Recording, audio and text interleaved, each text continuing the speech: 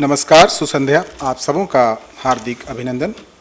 आज का यह महत्वपूर्ण अवसर जब भारत तिब्बत सीमा पुलिस, गृह मंत्रालय और राष्ट्रीय कौशल विकास और उद्यमिता मंत्रालय के मध्य कौशल विकास के लिए समझौता ज्ञापनों पर हस्ताक्षर किए जाएंगे। मैं आग्रह करूंगा महानिदेशक भारत तिब्बत सीमा पुलिस बल से कि माननीय केंद्रीय कौशल विकास व उद्यमिता राज्य मंत्री स्वतंत्र प्रभार श्री राजीव प्रताप रूडी जी को पुष्पगुच्छ भेंट कर उनका स्वागत करें।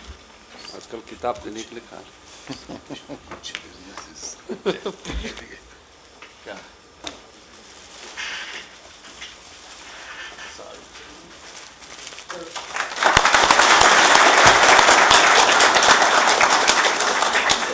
आग्रह है महानिदेशक से कि माननीय केंद्रीय गृह राज्य मंत्री श्री किरण रिजिजू जी को पुष्पगुच्छ भेंट कर उनका स्वागत करें।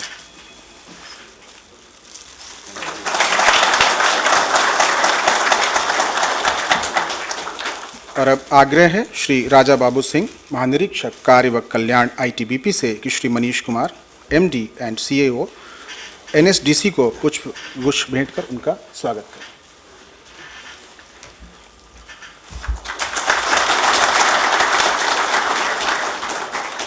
श्री राजा बाबू सिंह, महानिरीक्षक कार्य व कल्याण आईटीबीपी से पुनः आग्रह कि श्री दीप्ति श्रीवास्तव, डायरेक्टर एमएसडी को पुष्पगुच्छ भेंट कर उनका स्वागत करें। माननीय मंत्रियों व महानिदेशक महोदय से सादर आग्रह है कि कृपया दीप प्रज्वलित कर कार्यक्रम का शुभारंभ करने की कृपा करें।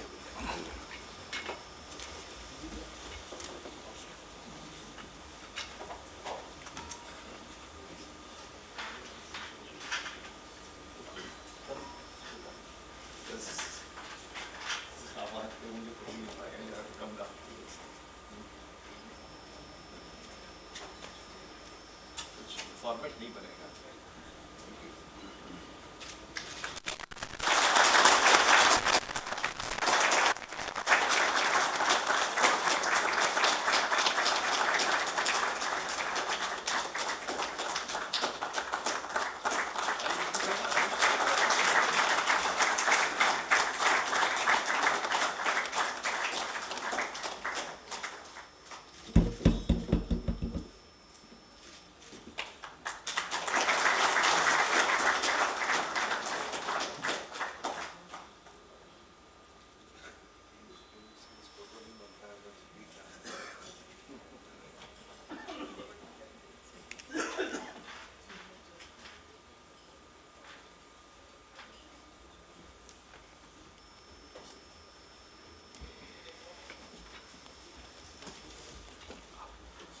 धन्यवाद महोदय। कार्यक्रम को आरंभ करते हुए सर्वप्रथम भारत तिब्बत सीमा पुलिस का बल गीत प्रस्तुत है। आप सभी से सादर आग्रह कि बल गीत को खड़े होकर सम्मान दें।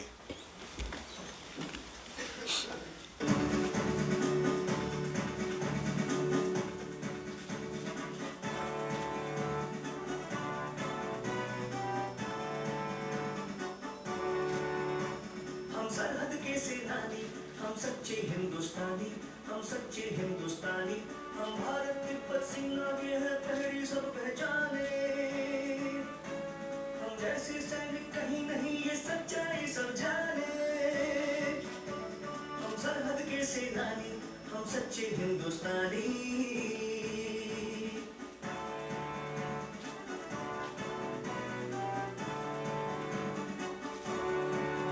संकल्प की टंकार हम, रणभूमि की ललकार हम, निर्भीक हम, अजेय हम, हिमवीर स्वाभिमानी। हम सरहद के सेनानी, हम सच्चे हिंदुस्तानी।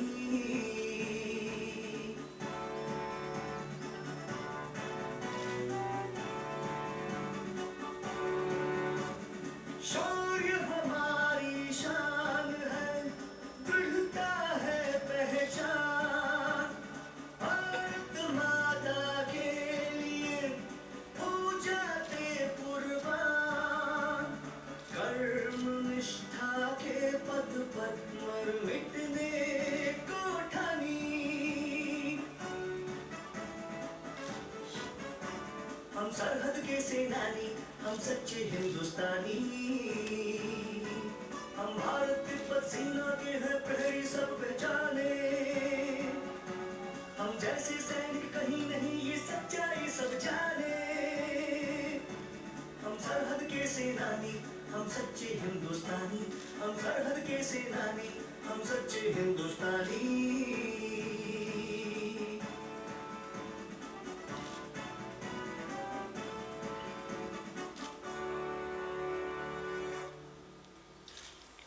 धन्यवाद महोदय। श्री कृष्ण चौधरी, महानिदेशक भारत तिब्बत सीमा पुलिस बल को स्वागत संभाषण के लिए आमंत्रित करता हूं।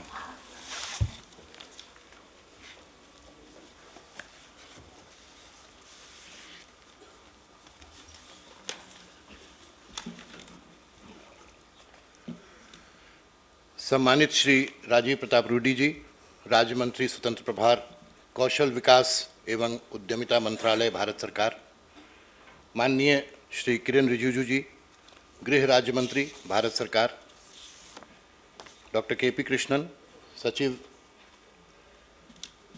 श्री मनीष कुमार, मैनेजिंग डायरेक्टर व सीईओ एनएसडीसी, केंद्रीय सुरक्षा बलों के डीजीज, वरीय पदाधिकारीगण, विशिष्ट आमंत्रित अतिथिगण, पत्रकार बंधुओं, बल के अधिकारीगण, बहादुर हिमवीरों, सज्जनों, भारत तिब्बत सीमा पुलिस बल के एनएसडीसी और एनएसडीएफ के साथ बल के सेवारत, सेवानिवृत्त और मेडिकल बोर्ड आउट कर्मी व उनके परिवारजनों को कौशल विकास प्रशिक्षण प्रदान करने हेतु समझौता ज्ञापन समारोह के कार्यक्रम में मैं संपूर्ण आईटीबीपी परिवार की ओर से आप सभी का हार्दिक अभिनंदन और स्वागत करता हूं। जैसा आप अवगत हैं, इस बल की मुख्य तैनाती लद्दाख से अरुणाचल प्रदेश तक भारत चीन सीमा पर है। अधिकांश इलाके काफ़ी दूर व जनजीवन से कटे हुए हैं। वहां पर तैनात हिमवीरों एवं उनके परिवारों के कल्याण हेतु कौशल विकास योजना के तहत हम अपने को प्रतिबद्ध कर भारत को कुशल राष्ट्र बनाने के माननीय प्रधानमंत्री जी के सपने को साकार करने में हम सरकार की इस पहल से जुड़ रहे हैं। देश भर में भारत तिब्बत सीमा पुलिस बल के विभिन्न प्रशिक्षण संस्थानों में एनएसडीसी के सहयोग से बहुकौशल विकास केंद्र स्थापित किए जाएंगे, जिसमें बलकर्मी, उनके परिवार व आसपास के इलाके की आम जनता भी लाभान्वित हो सकेगी। यह समझौता 5 वर्ष के लिए जून 2017 से जून 2022 तक लागू रहेगा तथा भारत तिब्बत सीमा पुलिस बल द्वारा चलाए जा रहे प्रशिक्षण एवं शैक्षणिक संस्थानों में भी कौशल विकास संबंधी गतिविधियां चलाई जाएंगी। एनएसडीसी द्वारा बल में कार्यरत कर्मियों के लिए recognition of prior learning RPL भी किया जाना प्रस्तावित है, ताकि कर्मियों की पूर्व अर्जित योग्यता की पहचान हो सके व उसे मान्यता प्रदान की जा सके। इससे कर्मियों की गुणवत्ता में वृद्धि होगी व उनकी कार्यदक्षता एवं संगठन के लिए उपयोगिता में भी वृद्धि होगी। साथ ही यह भी प्रस्तावित है कि सेवानिवृत्त हो चुके या सेवानिवृत्त होने वाले कर्मियों में भी ऐसे कौशल विकसित किए जाएं कि वे सेवानिवृत्ति के बाद भी प्रशिक्षक या आकलनकर्ता आदि की भूमिका में सार्थक जीवन व्यतीत कर पाएं। मैं पुनः उपस्थित सभी अतिथिगणों, विशेषकर माननीय राज्य मंत्री कौशल विकास एवं उद्यमिता तथा माननीय गृह राज्य मंत्री के प्रति संपूर्ण आईटीबीपी परिवार की ओर से हार्दिक आभार व्यक्त करता हूं, जिनके स्नेहपूर्ण अनुग्रह से यह कार्यक्रम सफल हो पाया है। जय हिंद।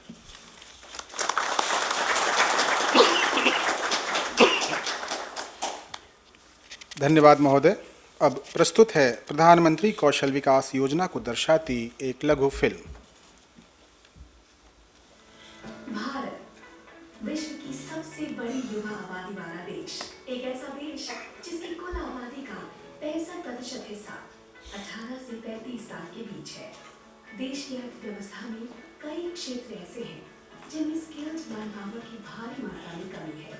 सही कौशल न होने के कारण उत्पाद में गिरावट आती है, जिससे उद्योग जगत को काफी नुकसान होता है। दूसरी ओर देश में एक बड़ी संख्या ऐसे युवाओं की है जिन्हें अच्छे रोजगार की तलाश है। इन युवाओं को अगर कुशल बनाया जाए तो वो न सिर्फ अपने लिए बल्कि उत्पाद जगत के लिए भी लाभकारी हो सकते हैं। और इसलिए हमारे देश के लिए कौशल विकास बेहद महत्वपूर्ण है। कौशल विकास से न सिर्फ देश की आर्थिक बेहतरी होती है बल्कि युवाओं की महत्वाकांक्षा, अच्छी गुणवत्ता, आमदनी में बढ़ोतरी और स्वरोजगार के नए अवसर भी खुलते हैं। पहले हमको कुछ नहीं आता, यहाँ आने से हमको बहुत कुछ सीखने को मिला है। डिजाइनर गाउन बनाने के लिए मैं एक गाउन बनाई हूँ जो मेरे पापा देख के बिलीव नहीं करते कि मेरी बेटी ने बनाया है, तो बहुत उनको मतलब बहुत प्राउड फील होता है कि मेरी बेटी चलो कुछ अच्छा करती है। मैं जॉब करके एक्सपीरियंस लेना चाहती हूँ, आगे चलना हमको खुद का बुटीक खोलना है। देश के युवाओं के कौशल विकास के लिए हमारे माननीय प्रधानमंत्री जी ने प्रधानमंत्री कौशल विकास योजना को 2015 में लॉन्च किया। PMKVY के अंतर्गत 10वीं पास, school drop out, college drop out युवाओं के लिए निःशुल्क शॉर्ट टर्म कोर्सेज चलाए जाते हैं। इन शॉर्ट टर्म कोर्सेज में कैंडिडेट्स अपनी रुचि अनुसार मनचाहे छात्रों में एडमिशन ले सकते हैं। ट्रेनिंग में कैंडिडेट्स को टेक्निकल स्किल्स के साथ साथ बोलचाल के तरीके, फाइनेंस की जानकारी, डिजिटल साक्षरता और उद्यमशीलता के बारे में सिखाया जाता है। कोर्स में एडमिशन लेने पर सभी कैंडिडेट्स को इंडक्शन किट व ट्रेनिंग संबंधित किताबें निःशुल्क दी जाती हैं। ट्रेनिंग पास करने पर सभी कैंडिडेट्स को स्किल सर्टिफिकेट दिया जाता है जो उनकी कुशलता का प्रमाण पत्र होता है। इस सर्टिफिकेट द्वारा कैंडिडेट्स संगठित उद्योगों और कारखानों में रोजगार लेकर अच्छी आमदनी कमा सकते हैं। साथ ही साथ ट्रेनिंग सेंटर्स पर रोजगार मेला भी आयोजित किया जाता है जहां प्रमुख कंपनियां हिस्सा लेकर ट्रेन्ड कैंडिडेट्स को रोजगार के अवसर प्रदान करती हैं। अभी जब मैंने बताया कि पापा मैं सैमसंग में सेलेक्ट हो गया तो सबसे ज़्यादा पापा खुश हुए। पापा जब बोलते ना कि बेटा इस महीने के पैसे खत्म हो गए तो ऐसा प्राउड फील होता है कि चलो अगले महीने की जब सैलरी आ जाएगी मैं पापा को सेंड कर दूंगा। हमारे प्रधानमंत्री जी का सपना है कि भारत दुनिया की कौशल राजधानी बने। PMKVY इस सुनहरे सपने को साकार करने की शुरुआत है। कौशल भारत, कुशल Bharat.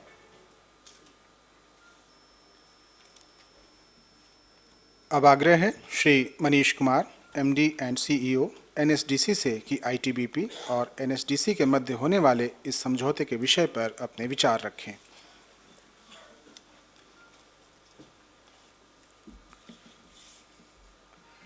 Honorable Minister of State for Skill Development and Entrepreneurship, Mr. Rudy, Honorable Minister of State for Home, Mr. Riju, Director General ITBP, Mr. Chaudhary, IG Works and Welfare, Mr. Singh, Director MSD, Mrs. Srivastava, senior officers of various forces, distinguished members of the force present here, ladies and gentlemen. Firstly, I would like to thank ITBP for giving us this opportunity to serve you through a work that we are rolling out nationwide under the dynamic leadership of Honorable Minister for Skill Development and Entrepreneurship. Having worked in Northeast and having understood the difficulties through which members of the forces undergo while serving this great nation, I really see this as an opportunity for me to give back to you. And therefore, I consider this as an opportunity for me to serve you and members of your family and the extended fraternity that is there with you. Therefore, a very opportune moment for me to relish and also a moment which I rejoice. In the past, I have worked in Tripura, the northeast part of India, as district collector and later as secretary home. So therefore, both this experience gives me a good insight of the difficulties that you face and the need for resettlement as many people reach retirement, and the fact that the family members undergo difficulties of various kind, and how skill can actually contribute to improve your welfare. That's something which I can understand and appreciate quite well. So therefore, I really look forward to this opportunity. Going forward, this is a 5-year agreement with you. There are lots of things on which we are going to work together. There are various job roles on which we will have discussion in details. Few of the things which comes immediately to my mind is the potential that you bring, both as trainer as well as assessor, and also the fact that having great skills of the type that you have in mountains, there is a whole skill domain which is underserved at the moment, which is about adventure sports. And that's another area where perhaps we could look at you as someone who could contribute. So I really look forward to this partnership, and I thank you very much for giving us this opportunity. Thank you.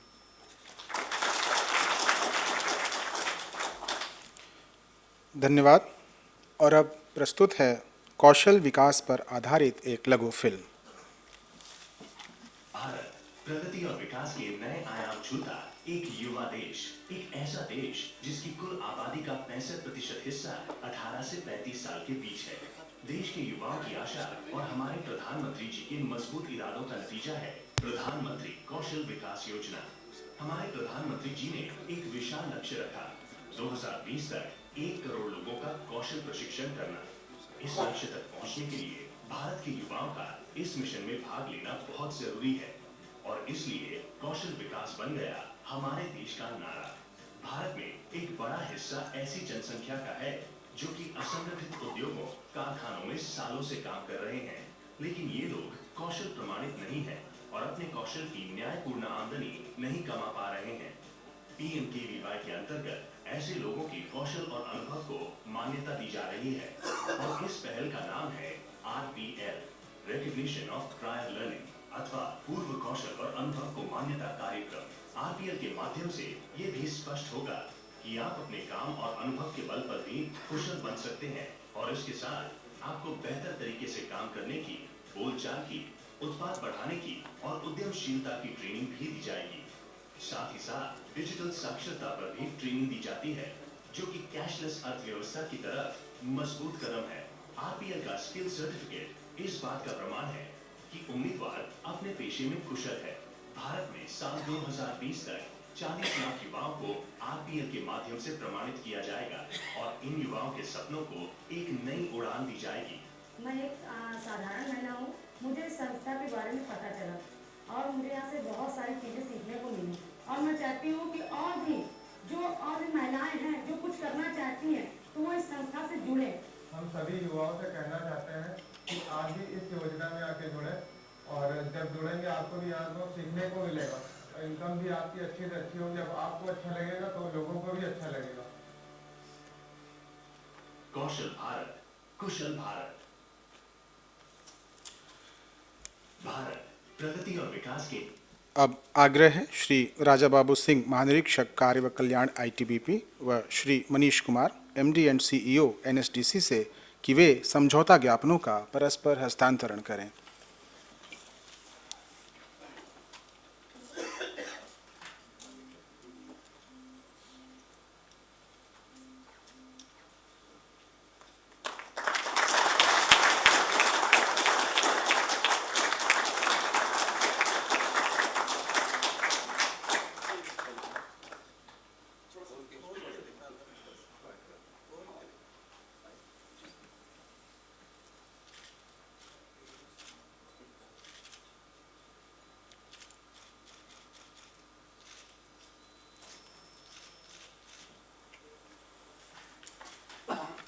धन्यवाद। अब प्रस्तुत है भारत तिब्बत सीमा police पर आधारित एक लघु film, जिसमें बल की कार्य परिस्थितियों, क्षमताओं और उपलब्धियों का वर्णन है।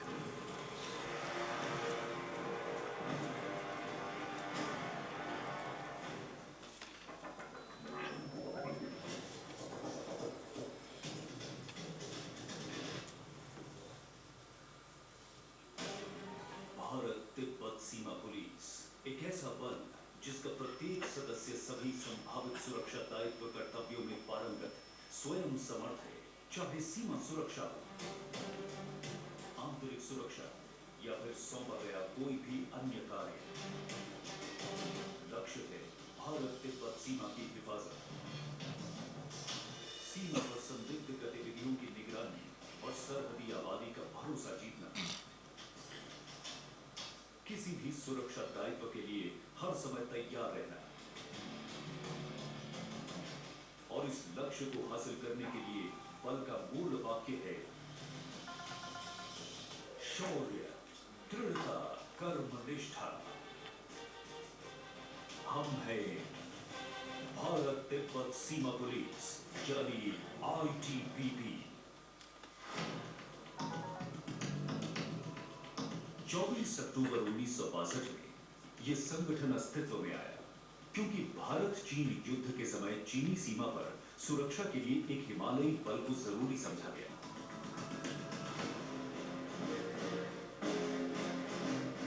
आज हम 60 मजबूत बटालियनों के 90,000 हिमवीरों के साथ लद्दाख के काराकोरम दर्रे से अरुणाचल प्रदेश के जाचे पिलाकर 5 राज्यों की 3,488 किलोमीटर सीमा की दिन रात निगरानी करते हैं।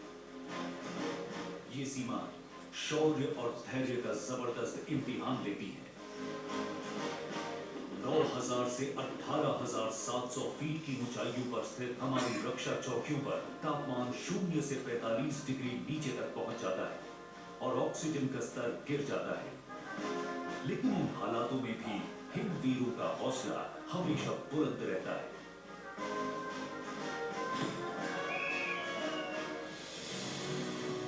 भारत चीन सरहद की हिफाजत के परे भी हमारी जिम्मेदारियों का दायरा काफी बड़ा है।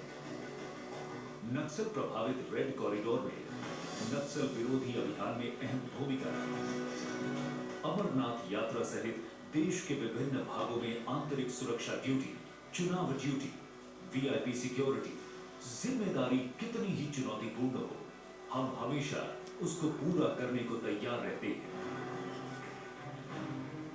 इसीलिए ITBP के हिमवीरों को महत्वपूर्ण जिम्मेवारियों के लिए अक्सर प्राथमिकता दी जाती है, जैसे मानसरोवर यात्रा में स्वास्थ्य, संचार और सुरक्षा व्यवस्था, रूमटेक मठ की चौकसी, राष्ट्रमंडल खेलों की सुरक्षा और राष्ट्रपति भवन की हिफाजत। शांति के लिए हमारी प्रतिबद्धता देश की सीमाओं से परे भी विद्यमान है। शांति मिशन में सहयोग का सिलसिला विभिन्न एशियाई, यूरोपीय और अफ्रीकी देशों से होता हुआ DR कांगो और अफगानिस्तान में जारी है। सशस्त्र बल का आधार उत्कृष्ट प्रशिक्षण होता है। हमारा कठिन प्रशिक्षण सभी चुनौतियों को आसान बना देता है। ITBP के अफसर और जवान बल के श्रेष्ठतम प्रशिक्षण संस्थानों में ट्रेनिंग हासिल करते हैं। ITBP academy Mussoorie, basic training centre Bhanu, counter insurgency and jungle warfare school Mahitanda, mountaineering and skiing institute Auli, national institute for training and search rescue and disaster response और बल में शामिल किए जाने वाले जानवरों की ट्रेनिंग के लिए national training centre for dogs and animal. नारी सशक्तिकरण की दिशा में ITBP ने महत्वपूर्ण पहल की है। दुर्गम हिम क्षेत्रों में सीमावर्ती चौकियों पर महिला अफसरों और जवानों की तैनाती ने उन्हें अपनी क्षमताएं प्रदर्शित करने का अवसर दिया है। ITBP की इस उपलब्धि को निर्भया सम्मान से पुरस्कृत किया गया है।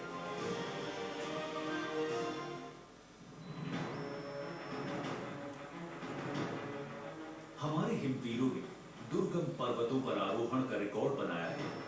बर्फीली ऊंचाइयों पर विजय पाने का जुनून ऐसा है कि 4 बार एवरेस्ट फतेह करने के अलावा ITBP ने 205 पर्वतारोहण अभियानों को सफलतापूर्वक पूरा किया है।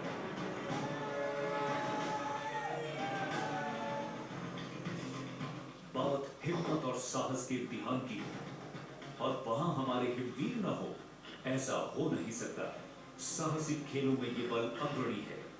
जीवटता का परीक्षण करने वाले साहसिक खेलों में हमने अपनी अंतरराष्ट्रीय पहचान बनाई है। पिछले 5 साल में 2 बार सफल गंगा राफ्टिंग अभियान, आइस हॉकी में देश का प्रतिनिधित्व इसका प्रमाण है।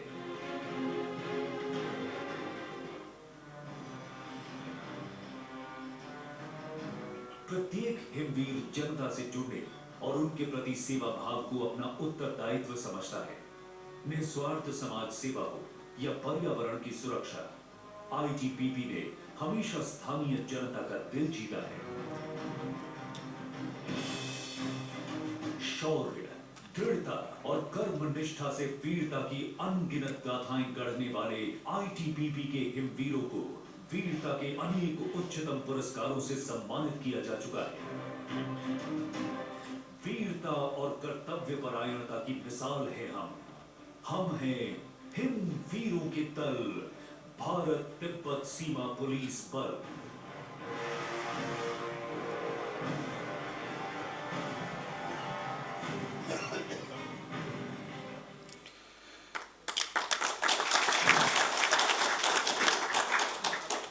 मैं आमंत्रित करना चाहूँगा श्री किरेन रिजिजू, माननीय केंद्रीय गृह राज्य मंत्री जी से कि इस अवसर पर अपने विचार रखने का कष्ट करें।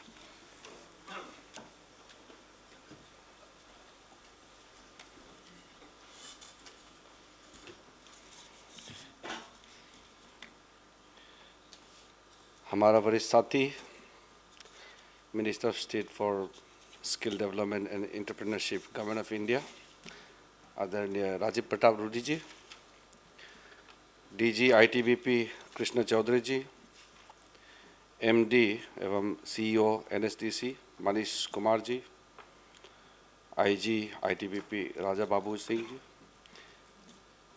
डायरेक्टर एनएसटीएफ दीप्ति श्रीवास्तव जी, यहाँ मौजूद हमारे विभिन्न बलों के महानिदेशकगण, वरिष्ठ अधिकारीगण और हमारे आईटीबीपी के साथियों और मीडिया बंधुओं, एक के बाद एक हमारे विभिन्न जो फोर्सेस हैं, central armed forces, skill development के प्रधानमंत्री ने जो आह्वान दिया और रूडी जी जो उसको स्टीयरशिप कर रहे हैं उसमें जुड़ते जा रहे हैं।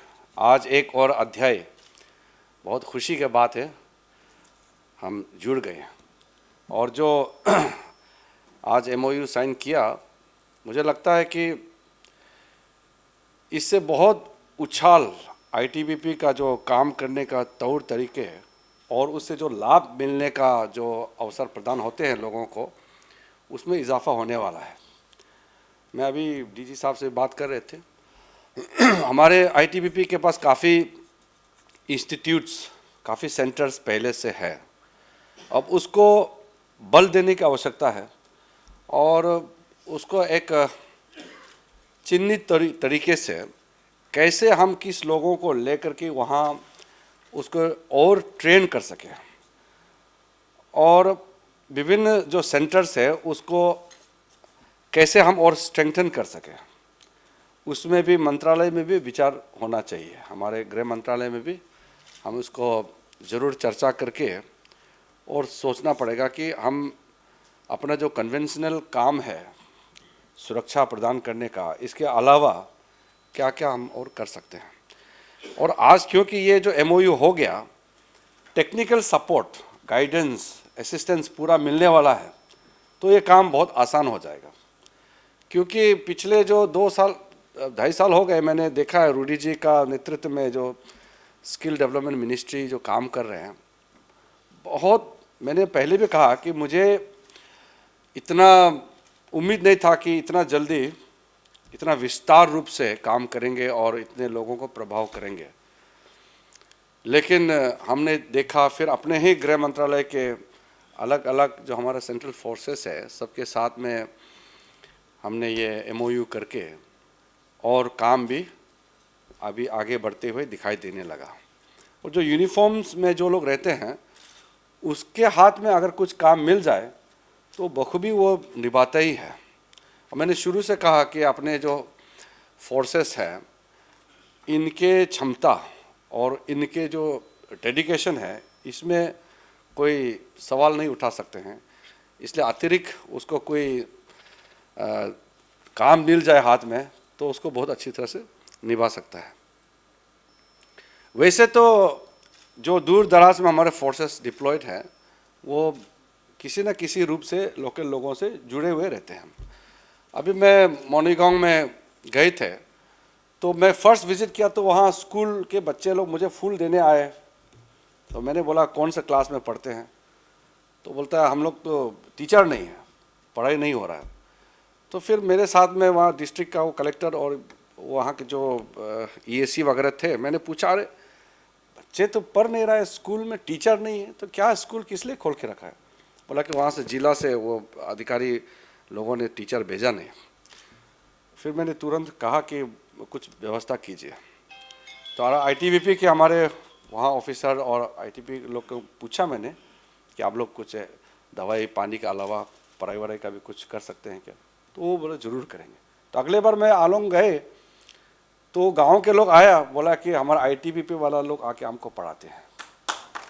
तो इस तरह का बहुत चीज़ देखने को मिलता है। हमारे जो अलग अलग फोर्सेस हैं, इनके माध्यम से हमको ऐसे सुनने मिलता है, बहुत सा कहानियां हैं जिससे सुन करके देख करके हमको बहुत गर्व होता है।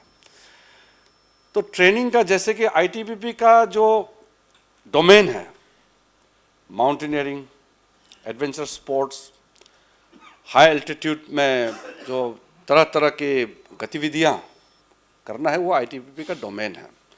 मैं समझता हूँ जैसे औली में मैं पिछली बार गए, मैंने सोचा कि हम लोग ने MHA से कुछ स्नो स्कूटर खरीदे, राइड करेंगे। कृष्णा चौधरी साहब को मैंने 2-3 बार कहा चलिए, तो कभी मौसम ख़राब, कभी मौसम अच्छा, तो बर्फ़ नहीं, हम तो चला नहीं पाया। मैं जब वहाँ गया तो वो बर्फ़ था नहीं, तो खाली खाली वो थोड़ा गाड़ी में हमने चढ़ करके इंजॉय करके आए। हाँ, तो अगले बार मैं पूछताछ करके जब वहाँ बर्फ़ होगा तब मैं फिर जाऊँगा। तो आपका वहाँ IG बहुत अच्छी तरह से हमारा देखभाल किया। फिर मैं आगे जाके रिमखिम और ये लपतल पोस्ट वगैरह गए, तो हमारा जो जवानों का हौसला देख करके हमारा भी खुद का हौसला काफ़ी बड़ा है। तो इस तरह का जो हमारा लोग तो ट्रेन है, स्किल्ड है, उसको फॉर्मेलिटी करके उसको किसी न किसी रूप से हम लोग को लोगों तक तो पहुंचाना है। तो मुझे कोई दौरा ही नहीं, मुझे लंबा कोई यहाँ बात करना नहीं। बाकी तो रूडी जी स्किल डेवलपमेंट के बारे में थोड़ा सा आपको और विस्तार से बताएंगे। मैं तो लगातार आप लोगों से शेयर करते ही रहता हूँ हर जगह। हमारा फोर्सेस का जो अपना अपना डोमेन एरिया है, उस क्षेत्र में हम लोगों को बहुत कुछ करने का भी मौका मिलेगा। तो ITBP का आज आपका दिवस है, आपका मौका है। तो मैं समझता हूँ कि जो हमारा जितना ट्रेनिंग इंस्टीट्यूट है उसको क्या क्या स्ट्रेंथन कर सकता है। मैं DG साहब, आपका सीनियर ऑफिसर से रिक्वेस्ट करूँगा कि मंत्रालय में इस बार इसका एक अध्ययन होना चाहिए, आप प्रपोजल भेजिए ताकि उसको हम फॉर्मली उनको कैपेसिटी को हम बढ़ा सके। और फिर जो आज MOU हुआ है, इसके माध्यम से किस तरह से देश भर में ITBP का जहाँ जहाँ आपका डिप्लॉयमेंट है, जहाँ आपका प्रेजेंस है, ट्रेनिंग इंस्टीट्यूट है और बहुत सारा आपका सेंटर, वहाँ काम बढ़ाना चाहिए। और साथ साथ हमारे जो बाकी सेंट्रल आर्म फोर्सेस के यूनिट है, आपस में तालमेल हो करके कि हम देश को सुरक्षा तो दे ही रहा है, साथ साथ हम देश को कौशल विकास में भी योगदान कर रहे हैं। ये हमको एक अपना दायित्व मान करके हमको चलना चाहिए। और सही कहा कि कौशल भारत ही कुशल भारत हो सकता है। मैंने पहले भी कहा, if we can skill India we are going to kill India. तो इतने लोग, इतना हमारी जनसंख्या है, आदमी का कमी नहीं है, कमी है तो स्किल। अभी मुझे घर में कुछ एक फिट करना, आदमी चाहिए अभी आ जाएगा, लेकिन वो एक्सपर्ट करने वाला ढूंढने से मिलता नहीं। तो प्रॉपर ट्रेनिंग हो, जो रिक्वायरमेंट है नीड बेस, हर जगह में ट्रेनिंग होना चाहिए। और इतना बड़ा यूथ फोर्स को हम अगर एम्प्लॉय नहीं कर पाएंगे तो वो हमारा बर्डन बन सकता है। मैं समझता हूँ कि ये अच्छा पहल है और हम इसमें रूडी साहब को हम आश्वासन देंगे। प्रधानमंत्री जी ने जो नारा लगाया है, हमारे फोर्सेस भारत सरकार के गृह मंत्रालय के माध्यम से जो सहायता हम दे सकते हैं, हम पूरा हाथ से हाथ मिला करके आपको हम योगदान देंगे। और भारत को कौशल भारत बनाने में हम भी अपना पूरा भरपूर अपना दायित्व हम निभाएंगे। और ITBP को मैं फिर से बधाई देता हूं कि आज MOU किया है, और धन्यवाद देता हूं हमारे स्किल मंत्रालय के NSDC को कि आपने पहल करके आज का ये काम संपन्न हो पाया। बहुत बहुत धन्यवाद। जय हिंद। धन्यवाद महोदय। अब सादर आग्रह है माननीय केंद्रीय कौशल विकास व उद्यमिता राज्य मंत्री स्वतंत्र प्रभार श्री राजीव प्रताप रूडी जी से कि इस अवसर पर अपने विचार प्रकट करने की कृपा करें।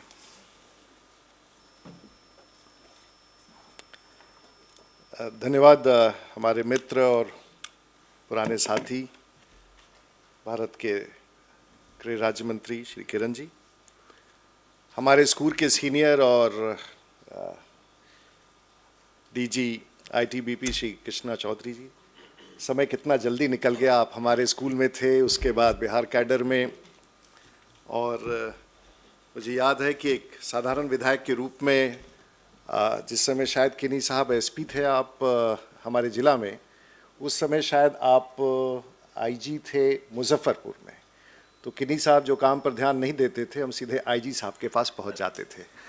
तो उस समय से लेकर अब तक की यात्रा, और ये सचमुच मेरे लिए बहुत ही बढ़िया समय है। और मुझे विश्वास है कि अगले 3 दिन के बाद, 4 दिन के बाद, जब कृष्णा चौधरी साहब तकनीकी तौर से अवकाश प्राप्त करेंगे, लेकिन मैं इनको जानता हूँ, ये उन व्यक्तियों में से नहीं है जो कभी अपने जीवन में अवकाश प्राप्त कर सकते हैं। तो वैसी स्थिति में, और आपने हमारे साथ इस मंच पर राजा बाबू सिंह जी जो वेलफेयर का काम देख रहे हैं आईजी के रूप में, हमारे एनएसडीसी के सीईओ श्री मनीष कुमार जी, हमारे निदेशक श्री दीप्ति जी, और हमारे समक्ष बैठे एसएसबी के डीजी अर्चना जी, सीआईएसएफ के डीजी माननीय ओपी सिंह जी, श्री किन्नी साहब और श्री आर.के. मिश्रा साहब, एडिशनल डीजी साहब, हमारे आईटीबीपी के सभी गणमान्य वरिष्ठ अधिकारीगण, पत्रकारगण और सभी जवान और सभी अधिकारीगण। और शायद अगर पहली बैठक कौशल के संदर्भ में किसी के साथ हुआ तो आज से 2016 में मार्च के माह में जब कृष्णा चौधरी साहब ने कुछ माह इस कार्य को संभाला था, तो उसके बाद हमारे पास मेरे मंत्रालय में बैठक हुई और उसके बाद एक लंबा चौड़ा हम लोगों ने एजेंडा ड्रॉ किया। लेकिन शायद लगता है इस बात की भनक बाकी सीपीएमएफ बाकी फोर्सेस को लग गया था, और करते करते सभी के साथ किसी न किसी स्वरूप में एक समझौता हो गया। लेकिन सबसे अंतिम समझौता आज आईटीबीपी के साथ हो रहा है। आपके मित्रों ने, आपके सहयोगी ने इस कड़ी को आगे उठा लिया, और सबसे पहला समझौता जो हमारा हुआ वो सीआरपीएफ के साथ हुआ। और मैं समझता हूँ तब से लेके लगभग अब सभी पैरामिलिट्री फोर्सेस के साथ हमारा किसी न किसी प्रकार से कौशल के संदर्भ में एक समझौता हुआ है। लेकिन इसकी सबसे बड़ी शुरुआत इस देश में अगर किसी संस्था ने की है तो भारतीय फौज ने। और वो लोग और जिस समय इस चर्चा जब हम लोगों ने शुरू की थी भारतीय फौज के साथ, तो उस समय मनोहर पारिकर डिफेंस मिनिस्टर थे। तो अधिकारियों ने कहा कि ये किस प्रकार का समझौता है, इससे आखिर क्या होना है, हम तो ऐसे ही इतने बड़े बजट के साथ इतना बड़ा विभाग चलाते हैं, तो इसकी ज़रूरत क्या है। 3 महीने तक मंथन चलता रहा और हम लोगों ने समझौता किया। और आप सबको बताना चाहेंगे कि आज 68 साल के इतिहास में अगर भारतीय फौज अगर सबसे ज़्यादा सिविलियन पार्टनरशिप से उत्साहित है तो वो कौशल विकास से है, क्योंकि उनके यहाँ जितनी व्यवस्थित तरीके से उन लोगों ने, क्योंकि सबसे बड़ी संख्या में लगभग 60,000 कर्मी प्रत्येक वर्ष 40 से 42 साल की उम्र में वहाँ अवकाश प्राप्त करते हैं, और उनके जो बड़े बड़े विभाग थे रीसेटलमेंट के, वो लगभग अपने तरफ से प्रयास करते थे। लेकिन जो कामयाबी आज भारतीय फौज को हमारे साथ समझौता करके और इस प्रशिक्षण के काम को पूरा करने से मिल रहा है, शायद ऐसा अनुभव उन्होंने पिछले 68 वर्ष में नहीं किया था। आज भारतीय फौज सबसे बड़ी रोजगार और अपने अवकाश प्राप्त करने वाले फौजियों के लिए उनकी स्थिति आजकल ये है कि अवकाश प्राप्त करने के 6 माह के पहले वो उन लोगों को अपने रेजिमेंट में पोस्ट कर देते हैं, उनकी काउंसलिंग करते हैं। हर जगह जहाँ जहाँ उनके बटालियंस हैं वहाँ उनकी काउंसलिंग उनके अवकाश प्राप्त करने से 6 महीना पहले उन सभी फौज के जो जेसीओ एंड बिलो हैं उनसे उनकी बातचीत शुरू हो जाती है, और एक एप्टीट्यूड टेस्ट करके उनके साथ बातचीत करने के बाद उनको संबंधित स्थान पर भेज दिया जाता है जहाँ वो अवकाश प्राप्त करने के 6 महीने पहले से उसमें प्रशिक्षण पाने लगते हैं, जिस क्षेत्र में वो रुचि रखते हैं। और जो सूची प्रकाशित की जाती है, उद्योग जगत के लोग, असेसमेंट एजेंसीज और भिन्न भिन्न प्रकार से भिन्न भिन्न औद्योगिक घराने हो, सर्विसेज सेक्टर में, होटल इंडस्ट्रीज में हो, ऑटोमोटिव्स में हो, हेल्थ सेक्टर में हो, अवकाश प्राप्त करने वाले दिन ही मोटे सैलरी के साथ उन्हें वहाँ से ले जा रहे हैं। क्योंकि आपके यहाँ थोड़े से सीपीएमएफ में रिटायरमेंट पॉलिसीज़ अब मैं देख रहा हूँ कि आस्ते आस्ते वॉलंटरी रिटायरमेंट आपने उसकी तरफ भी थोड़ा सा आप लिबरल हो रहे हैं, और अब बड़ी संख्या में आपके भी नौजवान और आपके भी जवान रिटायरमेंट लेने में सफल हो जा रहे हैं। मुझे लगता है कि सरकार यहीं बैठी है, मुझे लगता है कि all forces require young people and except for the managerial cadre who could be for a longer purpose, it is always desirable to have people for a short span where they can perform and then move out.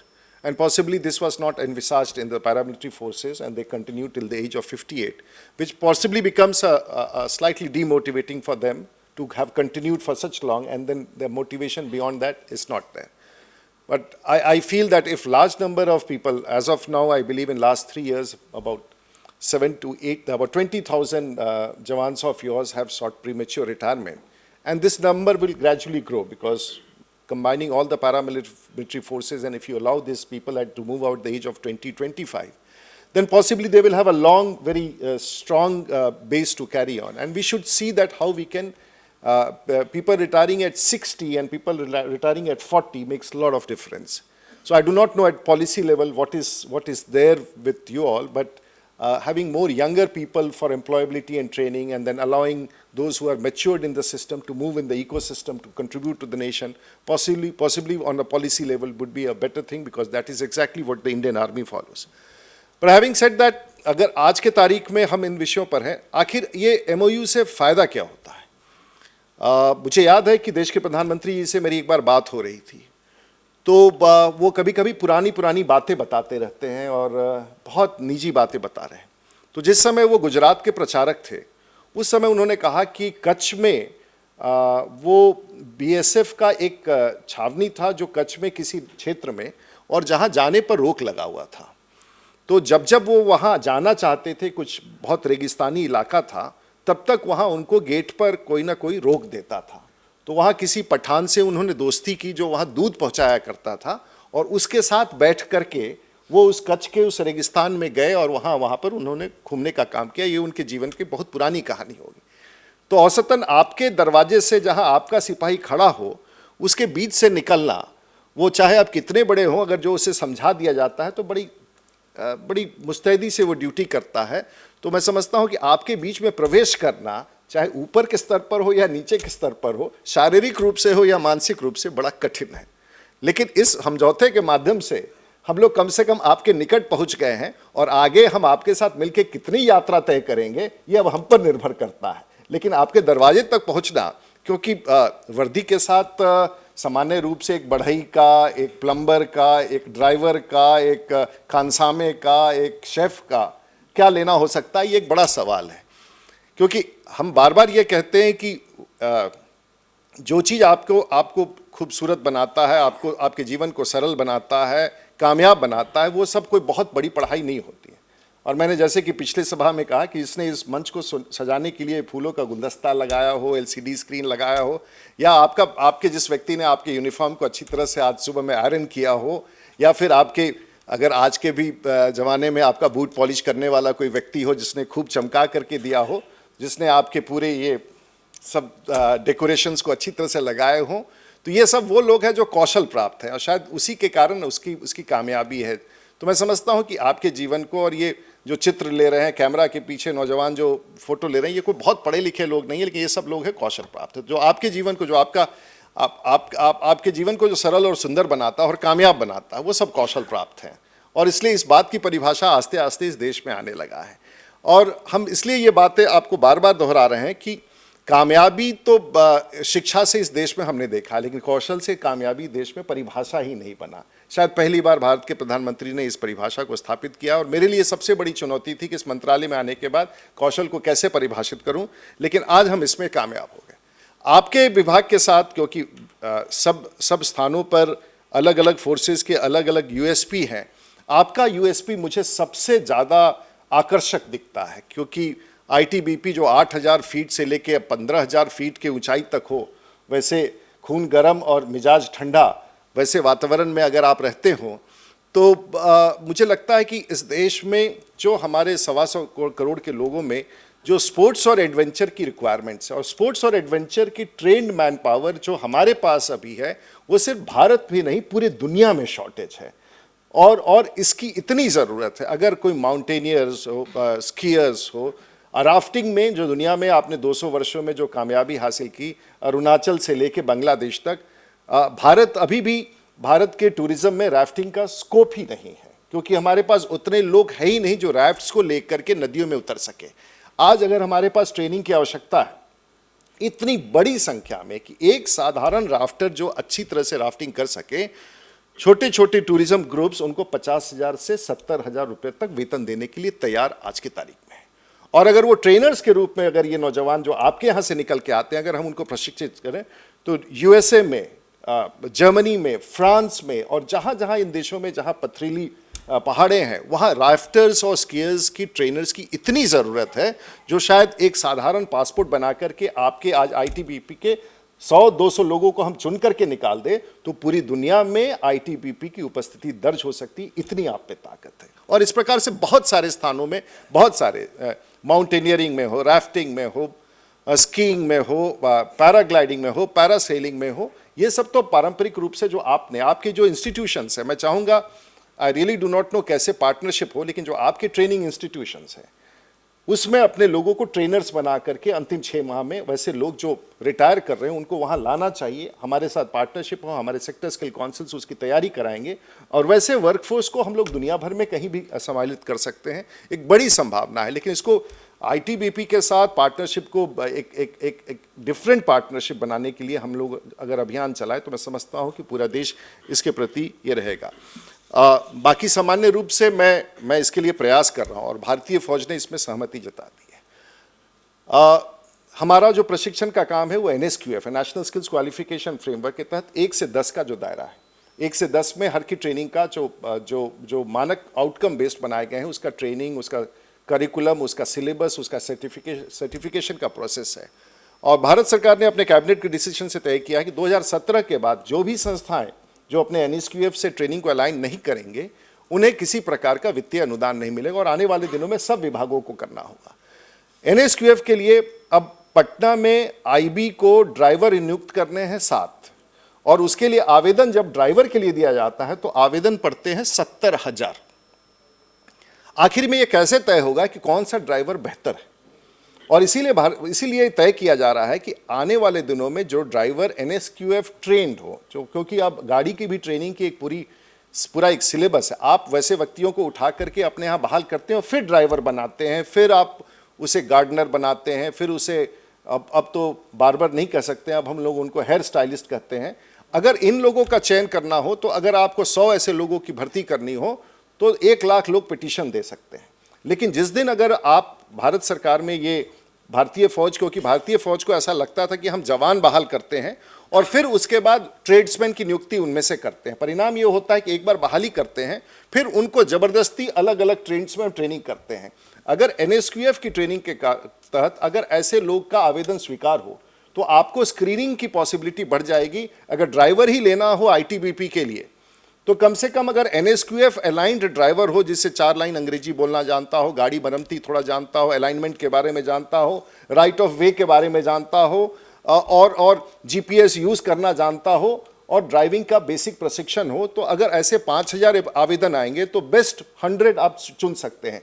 लेकिन अगर 4 लाख या 1 लाख आवेदन आएगा तो उसमें best 100 चुनना संभव नहीं है। इसलिए ग्रेजुअली, और इंडियन आर्मी ने अब इसको प्रोसेस में डाल दिया है कि for all tradesman who are not in the front line, वो सब NSQF ट्रेंड व्यक्तियों के उस सर्टिफिकेशन पर ही बहाली करेंगे, ताकि अगर मान लीजिए किसी को अपने मेस में अगर शेफ रखना है तो अगर शेफ के कैटेगरी में लेके कोई आता है तो उसे थोड़ा सा ग्रूमिंग करके 15 दिन में, नहीं तो 6 महीने तो उसे PT सिखाने में लग जाता था और 6 महीने के बाद उसे शेफ की ट्रेनिंग की देनी पड़ती थी। तो ये सब जो ओवरहेड्स का खर्चा था, भारतीय फौज ने इसको कम करना शुरू कर दिया है और NSQF aligned trained manpower for tradesman ये लेना प्रारंभ कर दिया है, ताकि ये ओवरहेड कॉस्ट कम हो जाए और आप जो प्रोडक्ट लेकर के जिस काम के लिए लाएं वो कहीं ना कहीं उसकी उपयोगिता उसकी हो, उस लायक हो, थोड़ी सी उसके नज़दीक हो, इसकी तैयारी कर रहे हैं। तो शायद ये राज्य सरकारों से भी आग्रह किया जा रहा है। अगर आपको म्यूनसिपैलिटी में प्लम्बर लेना है तो ऐसे आवेदन देंगे तो पता ही नहीं चलेगा, लेकिन अगर NSQF अलाइंड और ट्रेंड प्लम्बर सर्टिफाइड हो तो शायद अगर 2000 का एप्लीकेशन आएगा तो बेस्ट 50 प्लम्बर्स आप चुन सकते हैं। तो ये व्यवस्था देश के भीतर कायम की जा रही है। मैं आपका आज के इस आयोजन में, क्योंकि इस MOU के बाद हम लंबे तौर पर इस काम को पूरा कर सकेंगे और सभी पैरामिलिट्री फोर्सेस के साथ हम लोगों का समझौता हुआ है, हम लोग हर हर संस्था के साथ गति के साथ चल रहे हैं। मुझे विश्वास है कि आप जिस काम को आपने जिस समझौते को 1-1.5 वर्ष के प्रयास के बाद हम लोगों ने इसे पूरा किया है। स्पोर्ट्स का एक मेजर एजेंडा है ट्रेनिंग का, उसको भी हम लोगों ने डाला है, आरपीएल का डाला है, फिर आपके जवान्स और फैमिली मेंबर्स के लिए भी प्रोविज़न किया है ताकि ट्रेनिंग स्किलिंग तब तक समझ में नहीं आएगा जब तक आप अपनी आंख से किसी सेंटर को नहीं देखेंगे। हम अभी भी शायद इस बात को समझते हैं कि स्किलिंग क्या है, लेकिन मैं आप लोगों से आग्रह करूंगा कि कम से कम हमारे यहाँ और इस देश के भीतर जो स्किलिंग के अच्छे सेंटर्स हैं शॉर्ट टर्म स्किलिंग का, उसमें ज़रूर अपने अफसर को भेजें ताकि आपको समझ में आ सके कि ये हम जो बातें कर रहे हैं वो है क्या। और अगर आगे चल करके आपके यहाँ आपके अगर हेडक्वार्टर्स में या बेसिस में अगर स्पेयर इंफ्रास्ट्रक्चर अवेलेबल हो तो हमारे एनएसडीसी के साथ पार्टनरशिप करके अगर देंगे तो एक बार अगर आप उन सब चीज़ों को देखेंगे कि कैसा है। भारतीय फौज ने सबसे पहले उसको एक्सपेरिमेंट किया उन सेंटर्स को अपने यहाँ खुलवा करके, and once they saw the performance they were so excited that they built up a whole change of they have deputed very major general and above lieutenant general level people to coordinate it across the country because they have felt the pulse of the importance of skilling now. So I would suggest कि to understand actually बात करके नहीं होगा, जब तक ऐसे संस्थाओं को आप अपने पास ला करके उनसे काम नहीं कराएंगे तब तक विजिबिलिटी नहीं एस्टैब्लिश होगी, तब तक आपका आकर्षण नहीं बचेगा, तब तक आपके जवान उसको देख के समझ नहीं पाएंगे, आपके जवान के फैमिली मेंबर्स नहीं समझ पाएंगे। तो ये बड़ा ज़रूरी है कि डेमोन्स्ट्रेटिव पर्पसेस के लिए अलग अलग स्थानों पर देश के भीतर में, चाहे वो पहाड़ी क्षेत्र में हो या समतल क्षेत्र में हो या नदी के किनारे हो या माओइस्ट प्रभावित क्षेत्रों में हो, हर जगह अगर इसकी स्थापना की जाए तो शायद आप अच्छा काम कर सकेंगे। मैं आप सब लोगों का आभार व्यक्त करूंगा कि एक छोटे से बड़े ही क्यूट और बड़े ही सोबर फंक्शन में ऐसा नहीं था कि वो इससे बड़ा फंक्शन जो हम लोगों ने इसके कक्ष के बाहर में सीआईएसएफ से किया था, क्योंकि उनकी उपस्थिति बड़ी है, एयरपोर्ट से लेकर के सभी बिल्डिंग्स उनके पास हैं, तो संख्या की कमी वहाँ नहीं दिखती। इनका टेरिटरी था इसलिए उन्होंने बड़ा सभा किया, लेकिन आपके भी फंक्शन की उतनी ही ताकत है जो ओपी सिंह साहब के बड़े फंक्शन की ताकत है, क्योंकि काम करने की क्षमता आप में भी उतनी ही है। मैं आप सबको आभार व्यक्त करना चाहूँगा। और विशेष रूप से मैं आपको आभार व्यक्त करना चाहूँगा कि आपने तो अभी एनएसजी के डीजी की माता श्री का आपने इवैक्यूएशन करा करके बद्रीनाथ से उनको ठीक से आईटीबीपी के जवानों ने दिल्ली पहुंचाया, तो मैं उसके लिए आपको विशेष रूप से आभार व्यक्त करना चाहूँगा। आप सब लोग का बहुत बहुत धन्यवाद। इस विश्वास के साथ कि आईटीबीपी जिस मेहनत के साथ आप लोगों ने इस पूरे अभियान को चलाया है, मैं विश्वास दिला सकता हूँ कि देश के प्रधानमंत्री का संकल्प है कि आप सबके साथ हाथ मिला करके और सभी जवानों के परिवारों के साथ मिलकर के इस कौशल के अभियान को राष्ट्रव्यापी बनाया जाए। बहुत बहुत धन्यवाद।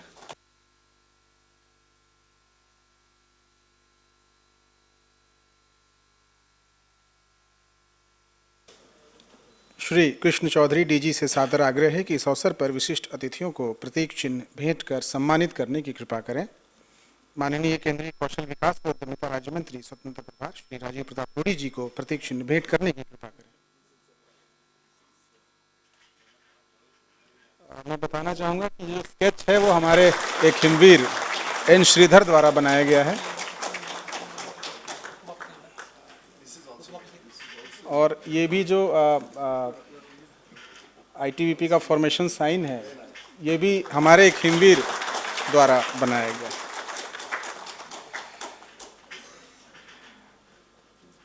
श्री किरण रिजिजू माननीय केंद्रीय गृह राज्य मंत्री जी को प्रतीक चिन्ह भेंट करने की कृपा करें।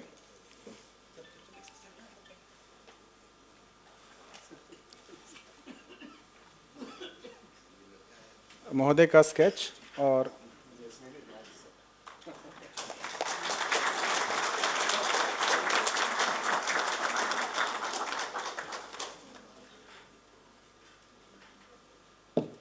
ये बल का लोगो।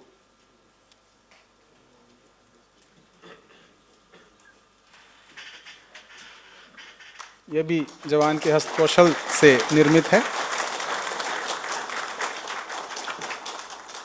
धन्यवाद महोदय। Shri Manish Kumar MD and CEO NSDC को प्रतीक चिन्ह भेंट करने की कृपा करें।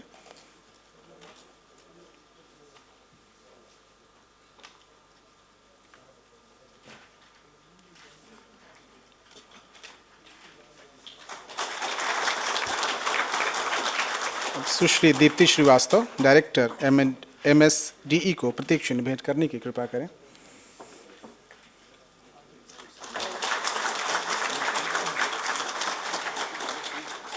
श्री राजा बाबू सिंह, महानिरीक्षक कार्य व कल्याण ITBP से धन्यवाद भाषण का अनुरोध है।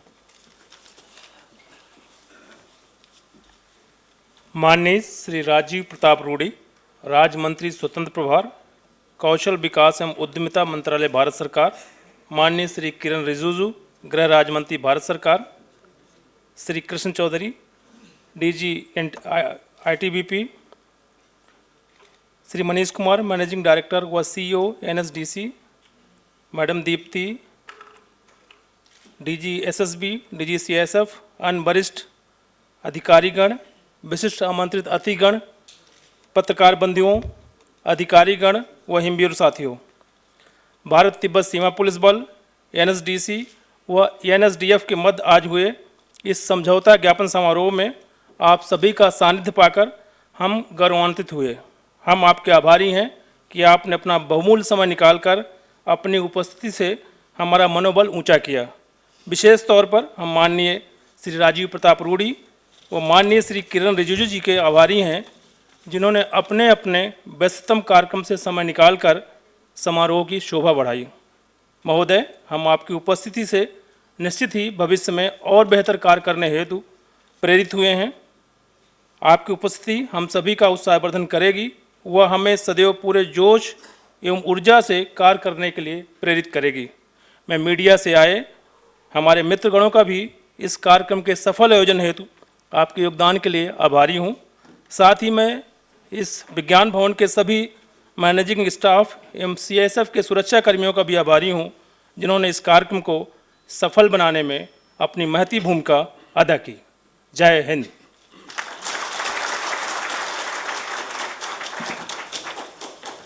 धन्यवाद। अब राष्ट्रगान।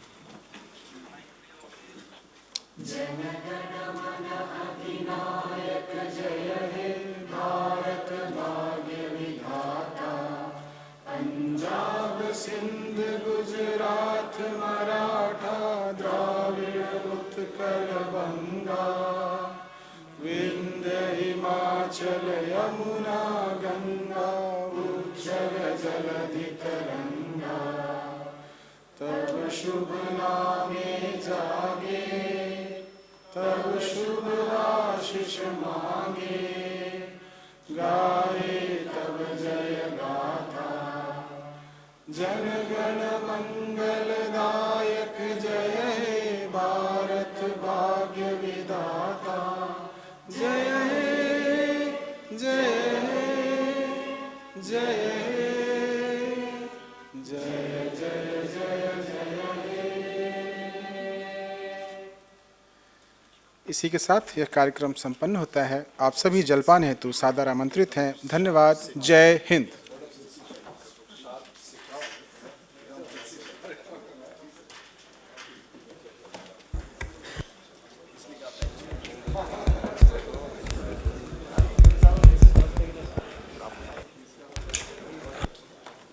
ये ले लीजिए।